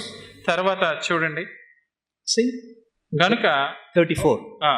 గనుక యేసు వచ్చి ఆ గొప్ప సమూహమును చూచి వారు కాపరులైన గొర్రెలవని ఉన్నందున వారి మీద కనికరపడి, அவர்கள் மேல் మనదురుగి, వారి మీద కనికరపడి, compassionate heart. ఎంత కనికరం కలిగిన హృదయమో చూడండి. இப்ப என்ன செய்ய ஆரம்பிச்சிட்டார் அப்படின்னா, ఇప్పుడు ఏం చేయడం మొదలు పెట్టారంటే அவ்வளவுதான் உபதேசம். he started preaching. ఇంకంతే, ఇంకా వారికి బోధించడం ఆరంభించారు. ராஜ்யத்தின் சுவிசேஷத்தை பிரசங்கிக்க ஆரம்பிச்சிட்டார். దేవుని రాజ్యం గురించి, సువార్త గురించి చెప్పడం మొదలు పెట్టారు. நேரம் ஆயிடுச்சு. இப்ப అప్పుడు సమయం అయిపోయింది. வனாந்திரமான இடம். అది ఎక్కడంటే అరణ్యం. ஓகே, இப்ப என்னாச்சு இப்ப அப்படின்னா, ஜனங்கள் திரளான கூட்டம். ఇప్పుడు చాలా మంది జనం వచ్చారు. అక్కడ புசிக்கிறதுக்கு அங்க ஒன்றுமே இல்லை. తినడానికి అసలు ఏమీ లేదు అక్కడ. இந்த கான்டெக்ஸ்ட்ல தான், இந்த பேக்ரவுண்ட்ல தான் ஜீசஸ் வந்து 5 அப்பத்தை 2 மீன் 5000 பேருக்கு போஷித்தது. ఇలాంటి పరిస్థితుల్లో, ఇలాంటి వృత్తాంతంలోంచే 5 రొట్టెలు 2 చేపలు వచ్చినాయి. பிரியமானவர்களே, எப்ப மிரக்கல் நடக்கும்? ఎప్పుడు ఒక అద్భుతం జరుగుతుంది? See, చూడండి ఇక్కడ அவருடைய sacrifice, ఆయన యొక్క త్యాగంలోంచి, அவருடைய compassionate heart, ఆయన యొక్క కనికరము కలిగిన హృదయంలోంచి இப்ப தேவன் அவருடைய என்ன செஞ்சார் அப்படின்னா, ஒரு அற்புதத்தை நிகழ்த்தினார். ఇప్పుడు దేవుడు ఏం చేశారంటే ఒక అద్భుతాన్ని చేశారు. பிரியமானவர்களே, ప్రియమైన వారు, సో நம்மளுடைய நேரம், நம்மளுடைய தூக்கம், మన యొక్క సమయము, మన యొక్క నిద్ర, நம்மளுடைய இளைப்பாறுதல், మన యొక్క విశ్రాంతి, இதெல்லாம் என்ன கணக்கு அப்படின்னா, ఇవన్నీ ఏమి లెక్క అంటే செலவு கணக்கு. ఎంత ఖర్చు పెట్టిన లెక్క. நான் செலவு கணக்குல வைக்கல அப்படின்னா, ఇదంతా ఖర్చు పెట్టే లెక్కలో నేను వేయలేదంటే, பிரியமானவர்களே, இயேசு கிறிஸ்துக்கு சீஷனா இருக்கிறத நான் மறந்துடணும். యేసు ప్రభు శిష్యులుగా ఉండడం అనేది ఇంక మర్చిపోవాలి. మనం இயேசுக்கு ஊழியம் செய்யணுங்கிறத మறந்துடணும். యేసు ప్రభుకి సేవ చేయడం అనేది మర్చిపోవాలి. Okay, one more thing. ఇంకొక విషయం, మార్క్ చాప్టర్ 2, మార్కు సువార్త 2వ అధ్యాయము. அவருடைய செலவு இன்னும் எதை செலவு பண்ண வேண்டியதா இருக்கு? ఇంకా ఏదేది ఖర్చు పెట్టవలసి ఉంది. ఓకే, మార్క్ చాప్టర్ 2, మార్కు సువార్త 2వ అధ్యాయము. ఓకే, జీసஸ் అనేక సూచనలగల్ల அவர் கப்பர்நகூம்ல தான் வீடு எடுத்திருந்தார். యేసు ప్రభు కపెర్నహూములో ఒక ఇంట్లో ఉన్నారు. அவர் నజరేతులో ఉండేవారు. నజరేత్ அவரோட ஊர், வளர்ந்த ஊர். ఆయన పెరిగిన ఊరు నజరేతు. ఫాదరుடைய డైరెక్షన్ ప్రకారం அவர் కపెర్నహూమ్ మూవ్ అయ్యారు. తండ్రి యొక్క దిశను బట్టి కపెర్నహూముకు వచ్చారు. ఓకే, కపెర్నహూమ్ல இருக்கார். కపెర్నహూములో ఉన్నారు. ఇప్పుడు சில சமயங்கள்ல வீடு பூட்டி இருக்கும். కొన్ని సందర్భాల్లో ఇల్లు దొరికింది. జీసస్ మినిస్ట్రీగా வெளியில போயிருப்பார். యేసు ప్రభు సేవ కొరకు బయటికి వెళ్తారు. பண்டிகைக்காக ஜூடேயா போயிருப்பார். తర్వాత పండుగ కోసం యూదయ వెళ్తారు. సో అనేక నాட்கள் వీడు పూட்டி இருக்கும், சில நாட்கள் திறந்திருக்கும். కొన్ని రోజులు ఇల్లు మూసి ఉంటుంది, కొన్ని రోజులు ఇల్లు తెరిచి ఉంటుంది. ఓకే, కపెర్నహూమ్ல జీసస్னுடைய வீடு அன்னைக்கு திறந்திருக்கு. ఆ రోజు కపెర్నహూములో యేసు ప్రభు ఉన్న ఇల్లు తెరిచి ఉంది. ఏయ్, జీసస్ திரும்பிட்டார். ஊருக்கு போயிட்டு இங்கே வெளியில வந்து ஊருக்கு வந்துட்டார். యేసు ప్రభు ఊరెళ్ళి ఇక్కడికి వచ్చారు. ఓకే, எல்லாரும் வீட்டுக்கு கூட்டிட்டாங்க. అప్పుడు అందరూ ఇంటికి వచ్చారు. இந்த காரியங்கள் எல்லாம் நமக்கு தெரியும். ఇవన్నీ మనకు తెలుసు. வீடு ஃபுல், ஹவுஸ் ஃபுல். ఇల్లంతా నిండిపోయింది, ఫుల్ అయిపోయింది. அவர் இருந்த வீடு ஃபுல் ஆயிடுச்சு. ఆయన ఉన్న ఇల్లు అంతా ఫుల్ అయిపోయింది. ఓకే, ஒரு திமிர்வாதக்காரனை, ஒரு பாராலிட்டிக் மேனை உள்ளார கொண்டு வரணும். ఒక పక్షపాతం కలిగిన అతను లోపలికి తీసుకురావాలి. உள்ளார ఎంట్రన్స్ வர முடியல. వచ్చే ప్రవేశ ద్వారంలోంచి లోపలికి రావడానికి வீடு ஃபுல்லா ஜனங்கள் இருக்காங்க. ఇల్లు మొత్తం మనుషులే ఉన్నారు, జనం ఉన్నారు. ఓకే, ஒரு 4 பேர் பிளான் பண்ணாங்க. నలుగురు కలిసి ఒక ప్లాన్ వేశారు. சரி, இது வழியா போக முடியல, ఈ దారిలో రావడానికి అవ్వలేదు. அப்படியே மேலே ஏறிட்டாங்க. అప్పుడు పైకి ఎక్కారు. அதெல்லாம் டைல்ஸ் எல்லாம். அது అప్పుడు అన్ని పెంకులు ఉండేవి. என்ன செஞ்சிட்டாங்க பாருங்க, ఏం చేశారో చూడండి. చాప్టర్ 2 verse 4, 4వ వచనం మనం చూద్దాం. చాలా మంది కూడి அவர் இருந்த வீட்டின் மேற்கூரையை பிரித்து, కప్పు విప్పి, పైగా ఇంటి కప్పు విప్పి, எந்த அளவுக்கு அதை பிரித்திருக்காங்க அப்படின்னா, ఎంత వరకు ఆ కప్పు తీసేశారంటే ஒரு கட்டில இறக்குற வரைக்கும், ఒక మంచం అలా కిందకి దింపేంత వరకు. இப்படி யோசிச்சு பாருங்க, ఆలోచించి చూడండి. இது மாதிரி ஒரு மீட்டிங் ஃபுல் ஹவுஸ் ஃபுல், ఈ రకంగా ఒక మీటింగ్ జరుగుతుంది, ఫుల్ గా మనుషులు ఉన్నారు. அவங்க பாட்டு ஓடெல்லாம் எடுத்துக்கிட்டே இருக்காங்க. எல்லாம் వాళ్ళ పైన తెస్తూనే ఉన్నారు. அங்குள்ளதான ரீப்பர்ஸ் எல்லாம் இருக்கிறாங்க. అక్కడ కర్రలన్నీ కోసేస్తున్నారు. దీని பார்த்தா கீழே என்ன இறங்குதுன்னா ஒரு கட்டில் இறங்குது. ఇప్పుడు మంచం అలా కిందకి దిగుతుంది. இப்போ ஜீசஸ் அங்கேருந்து பார்க்குறாரு. యేసు ప్రభు అక్కడి నుంచి వస్తున్నారు. தன்னுடைய வீடு டேமேஜ் பண்றாங்க. తన ఇల్లు పాడు చేసేస్తున్నారు. தன்னுடைய தான் இருந்த வீட்டை, தான் வாடகைக்கோ அல்லது லீஸ்க்கோ இருந்த வீட்டை என்ன பண்றாங்க அப்படின்னா டேமேஜ் பண்றாங்க. ఆయన అద్దెకో లేకపోతే లీజుకో తీసుకున్న ఇల్లును పాడు చేసేస్తున్నారు. హే, వాట్ ఆర్ యు డూయింగ్? ఏం చేస్తున్నారు మీరు? இதான் வழி, அது ఇదా దారి మీకు? வர்றது இப்படி வர்றது விட்டு இப்படி வர்றீங்க, ఇటు రావడం అనేసి ఇటు వస్తారేంటి? இதெல்லாம் யார் திறக்கிறதுக்கு உங்களுக்கு பர்மிஷன் கொடுத்தா? ఎవరు అవన్నీ ఇప్పడానికి మీకు పర్మిషన్ ఇచ్చింది? గెట్ అవుట్ మ్యాన్, బయటికి వెళ్ళండి. அப்படி ஜீசஸ் யோசிக்க முடியுதா? ఆ విధంగా యేసు ప్రభు చెప్పలేదా? பார்த்தாரு. அப்படி பார்த்துட்டு அவருடைய விசுவாசத்தை கண்டு ஆச்சரியப்பட்டார். వాళ్ళని అలా చూసి వారి విశ్వాసమును చూసి ఆశ్చర్యపడ్డారు. அப்படிதான் வாசிக்கிறோம். అదే కదా మనం చూస్తున్నాం. Please read. 5వ వచనం. యేసు వారి విశ్వాసమును చూచి కుమారుడు, அவருடைய விசுவாசத்தை கண்டு, యేసు ప్రభు వారి విశ్వాసమును చూచి, எதெல்லாம் காணல அப்படின்னா வீடு டேமேஜ் பண்ணதெல்லாம் அவர் பார்க்கல, ఇల్లు పాడు చేస్తున్నారు అనే దాన్ని చూడలేదు ఆయన. அவர்கள் முறையா வந்தாங்களா முறை இல்லாம வந்தாங்களா அப்படிங்கறதெல்லாம் கிடையாது. అది సరైన మార్గంలో వచ్చారా లేకపోతే వేరే మార్గంలో వచ్చారా అని చూడలేదు. வீட்டை திறந்ததெல்லாம் காரியம் கிடையாது. అది ఇల్లు కప్పు విప్పడం అనేది సమస్య కాదు. జీసస్க்கு அது மேட்டரே கிடையாது. యేసు ప్రభుకి అది విషయమే కాదు. தன்னுடைய உடைமைகள் அதெல்லாம் மேட்டரே கிடையாது. అది ఇల్లు పాడైపోతుంది అనేది విషయమే కాదు. அதெல்லாம் மேட்டர் கிடையாது. అది ఆయనకి విషయమే కాదు. அவருடைய விசுவாசத்தை கண்டார். వాళ్ళ విశ్వాసాన్ని చూశారు. ఓకే, గుణమాకినాர். వెంటనే స్వస్థపరిచారు. He healed him. స్వస్థపరిచారు. ఓకే, హీల్డా என்ன செஞ்சிட்டாங்க கேட்டா இப்படி போயிட்டாங்க. ఇప్పుడు స్వస్థపడిన తర్వాత ఏమైందంటే ఈ దారిలోంచి వెళ్ళిపోయారు. எப்படி வந்தாங்க? இப்படி வந்தாங்க. పైనుంచి వచ్చారు. இப்ப போறப்ப இப்படி போயிட்டாங்க. ఇప్పుడు వెళ్ళేటప్పుడు ఇటు నుంచి వెళ్తున్నారు. அவங்க மட்டும் ஒண்ணுமே சொல்லல. వాళ్ళు ఏం చెప్పలేదు, ఇంకా அப்படியே போனாங்க. అప్పుడే అలా వెళ్ళిపోయారు అంతే. జీసస్ కొంచెం யோசிச்சு பாருங்க. యేసు ప్రభు గురించి ఆలోచించండి మీరు. இங்க வாங்க, இங்க ఇదిగో ఇటు రండి. இதெல்லாம் யார் பண்றது? ఇది ఎవరు చేశారు ఇదంతా? வந்த ரைட். సరే వచ్చావు. ఓకే, வந்துட்ட. கூட்டம் அதிகமா இருந்துன்னு வந்துட்ட. సరే చాలా మంది జనం ఉన్నారు, వచ్చావు పైనుంచి. இங்க வாங்க, ఇట్రా. இதெல்லாம் కరెక్ట్ பண்ணிட்டு போங்க. అదంతా సరి చేసేళ్ళు, இல்லைன்னா விட மாட்டேன். లేకపోతే నేను బయటికి పంపను. జీసస్ யோசிக்க முடியுது அப்படி? యేసుప్రభు ఆ విధంగా ఆలోచించుంటారా? போயிட்டாங்க, అంతే వెళ్ళిపోయారు వాళ్ళు. அதுல யாராவது ஒருத்தன் கேட்டிருப்பான். అది ఎవరో ఒకళ్ళు అడిగి ఉంటారు. அந்த 4 பேர்ல ஒருத்தன் ஏதாவது சொல்லியிருப்பான். అది నలుగురిలో ఒకళ్ళన్నా చెప్పుండాలి. ஏப்பா மேல அப்படி திறந்து போட்டு வந்துட்டோமே, అయ్యో ఈ పైన ఇది తీసి వచ్చామే, அது ஏதாவது சரி செட் பண்ணலாமா? అది కొంచెం ఏదన్నా సరి చేద్దామా? அதுல இன்னொருத்தன் என்ன சொல்லியிருப்பான் அப்படின்னா, అది ఇంకొకరితో ఇంకొకరు ఏమని చెప్పుకుంటారు? Is carpenter man, he will take care. ఆయన వడ్రంగా ఆయన చేసుకుంటాడులే పదా అని ఉంటాడు. அவர் కార్పెంటర్, ఆయన వడ్రంగా ఆయన. அவர் கையில 12 பேர் கையில வச்சிருக்காரு. ఆయన దగ్గర 12 మందిని చేతిలో పెట్టుకున్నాడు ఆయన. Jesus plus 12. యేసు ప్రభు ఇంకా 12 మంది. Jesus and co. జీసస్ ఆయనతో ఉన్నవారు 13 పీపుల్ இருக்காங்க. 13 మంది ఉన్నారు. அதெல்லாம் அவங்க பாத்துக்குவாங்க. అదంతా వాళ్ళే చూసుకుంటారు. సీ గుణమైటా మ్యాన్, తూకిட்டு ఓడు, அப்படி ஓடிட்டான். స్వస్థత వచ్చింది కదా ముందు పరిగెత్తు అని వెళ్ళిపోయారు అంతే. அப்ப வீடு మరి ఇల్లు జీరో. அதெல்லாம் ஜீசஸ் ஜெயிச்சிட்டாரு. அதெல்லாம் நாசரேத்தூர்ல முடிச்சிட்டாரு. அதெல்லாம் అదంతా యేసు ప్రభు ఎప్పుడో జయించారు. నజరేతులోనే దాన్ని ముగించారు. అదంతా మనీ లాస్ அப்படின்னா அதெல்லாம் நாசரேத்தூர்ல முடிச்ச సబ్జెక్ట్. அதெல்லாம் ధనము పోగొట్టుకున్నారంటే అదంతా నజరేతులోనే ఆయన వదిలివేసిన సబ్జెక్ట్. ఇంకది அதனாலதான் ஜூடாஸ் திருடிட்டே இருக்கான். டெம்ப்ட் ஆவல, జూడా అలా దొంగతనం చేస్తూనే ఉన్నాడు. యేసు ప్రభు ఏమనలేదే, టెంప్ట్ ఆవల, దాని గురించి ఏం శోధింపబడలేదు. 30 ఇయర్స్ లే முடிச்சிட்டார் జీసస్. ఎందుకంటే అది 30 సంవత్సరాల్లోనే దాన్ని ముగించారు. అదంతా சிலர் లాస్ என்ன செய்ய முடியலன்னு అప్సెట్ అయ్యారు. కొంతమంది నష్టాన్ని ఏం చేయలేకపోతున్నారని వాళ్ళు అప్సెట్ అయిపోతున్నారు. దాని గురించి చాలా కలవరపడిపోతున్నారు. அதோட அப்படியே சோர்ந்து போயிடுறாங்க. దాని గురించి అలా కృంగిపోతున్నారు. அவங்களை ஏமாத்த முடியாது. వాళ్ళని தங்களை ஏமாந்துட்டாங்கன்னா சோர்ந்து போயிடுவாங்க. మనల్ని ఎవరైనా మోసం చేశారంటే అలా నిరుత్సాహంలోకి వెళ్ళిపోవడమే. ఏదో డ్యామేజ్ ఆయిடுச்சுன்னா మనసు సోర్ந்து పోయిடுவாங்க. ఏదన్నా ఒక నష్టం జరిగిందంటే ఇంకా అలా కృంగిపోవడమే. ఏదో లాస్ ఆయిடுச்சு அப்படின்னா సోర్ந்து పోయిடுவாங்க. ఏదైనా నష్టం జరిగిందంటే ఇంకా అలా కృంగిపోవడమే. ஏன் அப்படின்னா ஹார்ட் அதுல இருக்கு. அதுல ఎందుకంటే మీ హృదయం అందులో ఉంది కాబట్టి. జీసస్ అది மேலலாம் வைக்கல. இந்த எர்த்லி திங்ஸ் மேலலாம் జీసస్ తనோட హార్ట్ வைக்கல. ఈ లోక సంబంధమైన విషయముల మీద యేసు ప్రభు తన హృదయాన్ని పెట్టలేదు. ప్రియమానవர்களே, ప్రియమైన వారలారా, జీసస్ பெருனுக்கானவிலே தேடினார். యేసు ప్రభు ఇతరుల గురించే వెతికారు. ఇప్పుడు அப்ப இது లాస్, ఇప్పుడు ఈ నష్టం அது மேட்டர் கிடையாது. అది విషయమే కాదు. பெருனுக்கானவிலே தேடினார். ఇతరుల గురించే వెతికారు ఆయన. These are all the attitudes of Jesus. ఇవన్నీ యేసు ప్రభు యొక్క వైఖరి. Christ likeness. క్రీస్తు వంటి మనస్సు. நாம் செலவு பண்ணுகிறவர்கள், మనం ఖర్చు పెట్టే వారం కింద நம்மளுடைய நேரத்தை செலவு பண்ணணும்.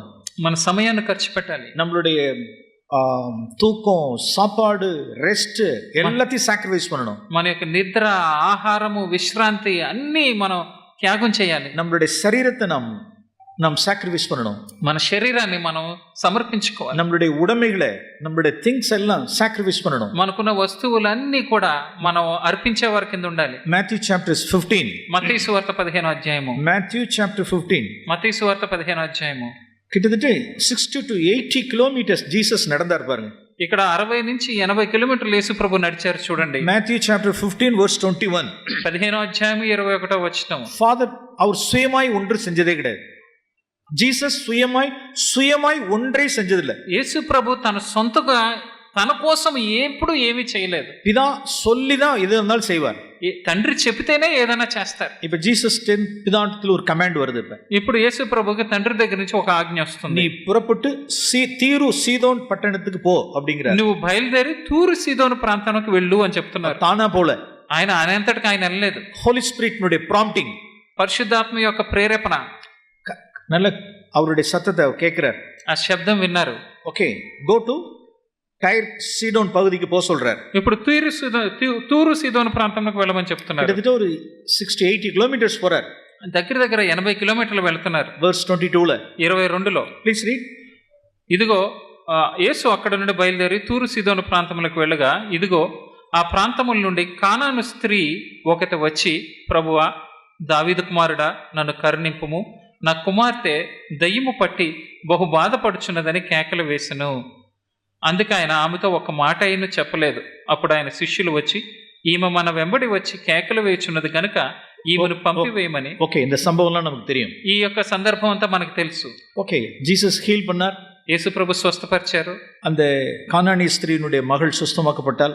కానాని స్త్రీ యొక్క కుమార్తె స్వస్థపరచబడింది. ఓకే, ఉடனே తిరిగిటారు பாருங்க. వెంటనే వచ్చేస్తున్నారు చూడండి. వర్స్ 29లో వాసిக்கிறோம். 29లో మనం చదువుతాం. యేసు అవ్విடம் విట్టు పుறப்பட்டு గలిలయ తిరిమినార్. యేసు అక్కడ నుండి వెళ్ళి గలిలయ సముద్ర తీరమునకు వచ్చి, ஒரு సోల్కాக, ஒரு ఆత్మాவுக்காக, ஒரு ఫ్యామిలీకాக, ఒక కుటుంబం కోసం, ఒక ఆత్మ కోసం ఆయన எவ்வளவு கிலோமீட்டர் போனார் பாரு. ఎన్ని కిలోమీటర్లు వెళ్ళారో చూడండి. வேற ఎదుకాக அவங்க போவே இல்லை. ఇంకా వేరే దేనికోసం ఆయన వెళ్ళలేదు అక్కడికి. తీరు సీదోనుకు వేற எந்த కార్యத்துக்கும் அவர் போல. ఈ తూరు సీదోనులకి వేరే ఏ విషయం గురించి వెళ్ళలేదు. పితావునుடைய డైరెక్షన్, తండ్రి యొక్క మార్గదర్శి. పోసన్నారు, పోనార్, అక్కడికి వెళ్ళన్నారు, చెప్తూ వెళ్తున్నారు. జీసస్ వந்திருக்கிறாருங்க, கேள்விப்பட்டா வந்தா. యేసు ప్రభు వస్తున్నారని చాలా మంది విని వచ్చారు. ఓకే, జీసస్ அவருடைய విశ్వాసத்தை கண்டு ரட்சித்தார். యేసు ప్రభు వారి యొక్క విశ్వాసమును బట్టి వారిని రక్షించారు. அவ்வளவுதான். అవిడం విట్టు పుறப்பட்டு గలిలయకు అంటారు. అంతే, అక్కడి నుంచి బయలుదేరి గలిలయ వెళ్ళిపోతున్నారు. ప్రియమానవர்களே, ప్రియమైన వారలారా, இதெல்லாம் கிறிஸ்துவனுடைய ஜீவன். ఇదే క్రైస్తవుని యొక్క జీవితం. இதெல்லாம் நம்மளுடைய வாழ்க்கையில நாம அபியாசப்படுத்தணும். ఇదంతా మన జీవితంలో మనం అభ్యాసం చేసుకోవాలి. ஆண்டவரே, உம்மை போலவே, உம்மை போலவே, ప్రభువా, మిమ్మల్ని పోలి మాత్రమే எல்லாவற்றையும் நான் சாக்ரிஃபைஸ் பண்ணணும். ஆண்டவரே, ప్రతిదీ సమస్తము నేను సమర్పిస్తాను. நான் பிறனுக்கானவைகளை தேடணும், கன்சர்னா இருக்கணும். నేను ఇతరుల గురించి బాధ్యత కలిగి ఉండాలి. ఓకే, ఇది మాత్రం இல்ல, ఇది మాత్రమే కాదు, நம்மளுடைய பெயர் பிரஸ்தாவம் மற்ற காரியங்களையும் நாம் என்ன செய்யணும் அப்படின்னா సాక్రిఫైస్ பண்ணணும். మన యొక్క పేరు ప్రతిష్టలు ఇవన్నీ ఉంటాయి కదా, వాటిలో కూడా మనం సమర్పించే విధంగా நம்மளுடைய నేమ్, మన పేరు, ఫేమ్, మన యొక్క ప్రతిష్ట, డిగ్నిటీ, మన యొక్క పలుకుబడి, మన యొక్క ఏది పోనాலும் సరే, ఏది పోయినా సరే, డిగ్నిటీ ఏది పోయినా సరే, ఆండవరే, తండ్రి, ప్రభువా, ఉమ్మై పోలవే నాను ఇది సాక్రిఫైస్ பண்றேன். తండ్రి, మిమ్మల్ని మీలాగే నేను కూడా అన్ని సమర్పించేస్తాను. జీసస్కి என்னென்னலாம் పేరు వచ్చాంగங்கிறதெல்லாம் ధ్యానించి பாருங்க. యేసు ప్రభుకి ఏ విషయంలో పేరు వచ్చిందో మీరు ఆలోచించి ధ్యానం చేసి చూడండి. ஒரு காலம் என்ன செஞ்சதே இல்லை அப்படின்னா ஜஸ்டிஃபை பண்ணதே கிடையாது. ఎప్పుడు కూడా ఆయన సమర్థించుకోలేదు. அவர் என்ன சொன்னாலும் சரி, ఏది చెప్పినా కానీ. ఫర్ ఎగ్జాంపుల్, ఉదాహరణకి మాథ్యూ చాప్టర్ 11, మత్తయి సువార్త 11వ అధ్యాయం వైపు చూద్దాం. మాథ్యూ చాప్టర్ 11, మత్తయి సువార్త 11వ అధ్యాయం వర్స్ 19, 19వ వచనం. జీసస్కు ஒரு லிஸ்ட் ஆஃப் நேம்ஸே இருக்கு. యేసు ప్రభుకి కొన్ని పేర్లు పట్టి ఉంది. அது இங்க ஒரு 2-3 பேரை பார்க்கறாங்க. ఇక్కడ 2-3 పేర్లు చూస్తున్నాం. அவர் భోజన பிரியன், ఆయన తిండిపోతూ, మధుపాన பிரியன், మద్యపానీయు, పావిகளுக்கு స్నేహితుడన్, పాపులకు స్నేహితుడు. వర్స్ 19లో 19వ వచనంలో ఎన్ని ఉన్నాయి చూడండి. భోజన பிரியன், తిండిపోతూ, మధుపాన பிரியன், మద్యపాని, పావిகளுக்கு స్నేహితుడన్, పాపులకు సుంకర్లకు స్నేహితుడు. ఓకే, ఏதாவது జస్టిఫై பண்ணாரா? ఆయన ఏది సమర్థించుకున్నారా? ఆయన తనంతటికి తాను. ఫర్ ఎగ్జాంపుల్, జీసస్ పబ్లిక్లో இருக்கும் பொழுது, యేసు ప్రభు బాహాటంగా మనుషుల మధ్య ఉన్నప్పుడు అంతరంగத்துல 40 days ఫాస్టింగ్ இருப்பார். ఆయన అరణ్యంలో 40 దినాలు ఉపవాసం ఉన్నారు. అది யாருக்குமே தெரியாது, అది ఎవరికి తెలియదు. సీక్రెట్ లైఫ్లో జీసస్ 40 days ఫాస్టింగ్ இருப்பார். ఆయన రహస్య జీవితంలో 40 దినాలు ఫాస్టింగ్ ఉన్నారు. சிலர்லாம் தங்களுடைய ஃபாஸ்டிங் என்ன செய்வாங்கன்னா தாரத்தப்பட்ட ஊதுவாங்க. కొంతమంది వాళ్ళ ఫాస్టింగ్ ఏం చేస్తారు, డొక్కు కొట్టుకుంటా ఉంటారు. ఎస్, అవును, పప్రపామ్, వాళ్ళు ఇలా బోర ఓదుకుంటూ. சில பேர்ல நான் பார்த்துருக்கேன், சில பாஸ்டர்ஸ் நான் பார்த்துருக்கேன். కొంతమంది పాస్టర్లు నేను చూశాను, அவங்களோட கூட இருந்திருக்கேன். నేను వారితో కూడా ఉన్నాను. ஒரு வீட்டுக்கு ஏதாவது போறாங்க, ఒక ఇంటికి వెళ్ళారు. சில பாஸ்டர்ஸ்னுடைய காரியம், కొంత పాస్టర్లు చేసే పనులు ఇలా ఉంటాయి. இது என்னுடைய ஃப்ளஷும் கூட, ఇది నా మాంసము కూడా, நம்மளுடைய ஃப்ளஷும் கூட. మన మాంసము కూడా. ஒரு வீட்டுக்கு ஒரு 11 மணிக்கு ஒரு வீட்டை ஹவுஸ் விசிட் பண்றாருன்னு வச்சுங்க. 11 గంటలకు ఆ ఇంటికి వెళ్ళారు అనుకుందాం. அந்த வீட்டில் ஒரு 11 மணிக்கு ஏதோ ஒரு வடையோ ஏதோ போண்டா ஒன்று வைக்கிறாங்க. 11 గంటలకి ఆ ఇంట్లో ఏదో వడో లేకపోతే ఓ బొండానో పెడుతున్నారు. ஒரு ஸ்நாக்ஸ் கொடுக்குறாங்க, కొంచెం స్నాక్స్ ఇస్తున్నారు. உடனே இந்த பாஸ்டர் என்ன சொல்றாரு அப்படின்னா, వెంటనే పాస్టర్ గారు ఏమంటున్నారు, ఓ సారీ సిస్టర్, సిస్టర్ వద్దండి, 7th day fasting is going on. 7th day, 7th day fasting is going on. ఈ రోజు 7వ దినము, ఈ ఫాస్టింగ్ 7 దినాలుగా నడుస్తుంది, So, నేను చేయలేనండి. by taking this one vadai I cannot break this fasting. ఈ ఒక్క వడ తీసుకుని నేను నాకు ఉపవాసాన్ని నేను విరమించలేను. Sorry sister. Sorry sister. తారతపట వెంటనే అలాగ బోర ఊదుకోవడం. 7th day fasting. 7వ రోజు ఫాస్టింగ్ అంట. ஒரு வடைய கொடுத்தா தின்னுட்டு போக வேண்டியதானே. ఒక వడ ఇస్తే తిని వెళ్ళిపోవచ్చు కదా. ஒரு வடை சாப்பிடுறதுனால, ఒక వడ తినడం వల్ల హోలీ స్పిరిట్ ఏంటో వడయ తిన్నే, పరిశుద్ధాత్ముడు ఎరా వడ తిన్నావా అని చెప్పి పీక పట్టుకుంటారా? హోలీ స్పిరిట్லாம் ஒன்றும் கடிந்து கொள்ள மாட்டேன். ఓహో, పరిశుద్ధాత్ముడు అలా చేయరు. we have to listen holy spirit voice. మనం పరిశుద్ధాత్మ యొక్క స్వరాన్ని వింటూ ఉండాలి. உன்னுடைய 7 days fasting எல்லாம் hidden ஆ இருக்கட்டும். నీ 7 దినాల ఫాస్టింగ్ అలాగా దాగి ఉండనివ్వండి. ஒரு వడ தானே கொடுத்தாங்க, నీకు ఒక వడ కదా ఇచ్చారు, వడ సాப்பிட்டு వడ తినేస్తే. Sister vada super, sister vada చాలా బాగుందండి, முடிஞ்சிருச்சு, అయిపోయింది. இதுல என்ன இப்ப, ఇందులో ఏముంది ఇంకా?